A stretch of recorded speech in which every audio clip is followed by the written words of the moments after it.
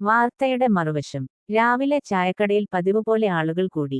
പത്രത്തിന്റെ ഒന്നാം പേജിൽ വലിയ തലക്കെട്ട്: 6 വയസ്സുകാരിയുടെ ദുരൂഹമരണം, പ്രതികൾ അറസ്റ്റിൽ. ഈ ലോകം എങ്ങോട്ടാണ് പോകുന്നത്? ചായക്കടക്കാരൻ അബ്ദുൽ ചോദിച്ചു. എല്ലാവരും വാർത്ത വായിച്ചു. ചിലർ ദേഷ്യപ്പെട്ടു, ചിലർ ശപിച്ചു, ചിലർ 2 മിനിറ്റ് മിണ്ടാതിരുന്നു. പിന്നെ രാഷ്ട്രീയം, ക്രിക്കറ്റ്, മഴ. സംസാര വിഷയങ്ങൾ മാറി. പക്ഷേ ആ വാർത്തയിൽ ആരും ശ്രദ്ധിക്കാത്ത ഒരു കഥാപാത്രമുണ്ടായിരുന്നു. മരിച്ച കുഞ്ഞിന്റെ സ്കൂൾ ബാഗ്, അതിനുള്ളിൽ തുറക്കാത്ത ഒരു കളർ പെൻസിൽ പെട്ടി, ടീച്ചർ കൊടുത്ത ഹോംവർക്ക് പുസ്തകം, അവസാന പേജിൽ വിറയുന്ന കൈപ്പടയിൽ എഴുതിയ ഒരു വരി: വലുതായാൽ ഡോക്ടർ ആകണം. ആ കുഞ്ഞിന് നാളെ എന്നൊരു സ്വപ്നമുണ്ടായിരുന്നു. അവൾക്ക് മഴ നനയാനുള്ള ആഗ്രഹമുണ്ടായിരുന്നു. അമ്മയോട് പിണങ്ങി ഇരിക്കാനുള്ള അവകാശമുണ്ടായിരുന്നു. ഐസ്ക്രീം കയ്യിൽ ഉരുകിപ്പോകുന്നത് കണ്ട് ചിരിക്കാനുള്ള പ്രായമായിരുന്നു. പക്ഷേ ഒരു നിമിഷത്തെ ക്രൂരത അവളുടെ ഭാവിയെ ശ്വാസം മുട്ടിച്ചു. വൈകുന്നേരം ചായക്കട അടക്കുമ്പോൾ അബ്ദുൽ പത്രം മടക്കി വെച്ചു.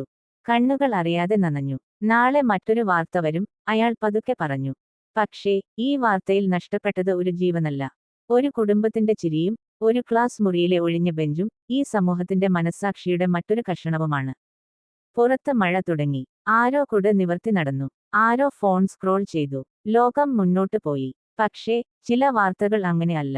അവ വായിച്ചു തീർന്നിട്ടും അവസാനിക്കില്ല. അവ നമ്മുടെ ഉള്ളിൽ ഒരു ചോദ്യം പോലെ ജീവിക്കും.